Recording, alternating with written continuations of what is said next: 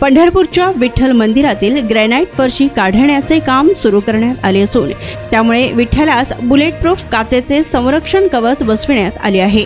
या काचेच्या संरक्षण कवचामध्ये विठ्ठलाचे दैनंदिन सर्व नित्योपचार होणार आहेत। दिवसातून 5 तास मुखदर्शन याशिवाय इतर वेळी गर्भगृहाच्या सुधारण्याचे काम होत राहणार आहे। या काचेच्या संरक्षण कवचामध्ये सीसीटीव्ही कॅमेरा देखील बसविण्यात आलेले असून यातून विठ्ठलाचे मंदिर समितीच्या अधिकृत संकेतस्थळावर 24 तास ऑनलाईन दर्शन उपलब्ध असणार आहे। श्री विठ्ठल आणि रुक्मिणी मातेच्या मंदिराचं जतन आणि संवर्धनाचं काम सुरू आहे।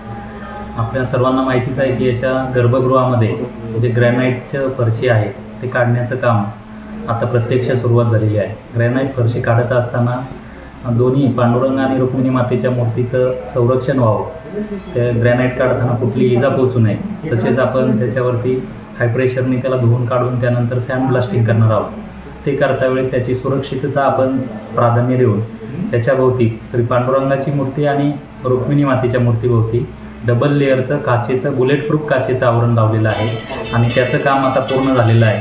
प्रत्यक्ष आजपासून आता ही ग्रॅनाइट फरशी काढण्याचं काम सुरू झालेलं आहे आणि हे काम सुरू असताना आपण पददर्शन मुखदर्शन बंद ठेवलेलं आहे। भाविकांना दर्शन घेता यावं यासाठी पहाटे 5 वाजल्यापासून नैवेद्यापर्यंत म्हणजे पावणे 11 वाजेपर्यंत मुखदर्शन आपण चालू ठेवलेलं आहे आणि इतर काळात दोन्ही दर्शन बंद ठेवलेले आहेत। या कालावधीत भक्तांसाठी नामदेव पायरीच्या इथं LED स्क्रीन लावलेली आहे।